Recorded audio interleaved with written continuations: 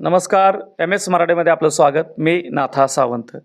Tembhurni police ठाण्यात गुन्हा registration number 424/2026 नुसार भारतीय न्याय संहिता कलम 281, 106(1), 125 अ, 324 तसेच मोटार वाहन कायदा कलम 134 प्रमाणे गुन्हा दाखल करण्यात आला आहे.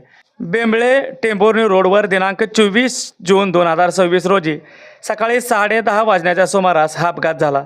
मोटारसायकल क्रमांक MH45 AS 8319 वरून आतिश शिवानंद भोसले व रुपाली शिवानंद भोसले हे टेंभुर्णीकडे येत असताना समोरून येणारा टेम्पो क्रमांक MH45 AF 5005 वरील चालक अनिल सुनील ताकतोडे याने निष्काळजीपणे वाहन चालवत मोटारसायकलला धडक दिली.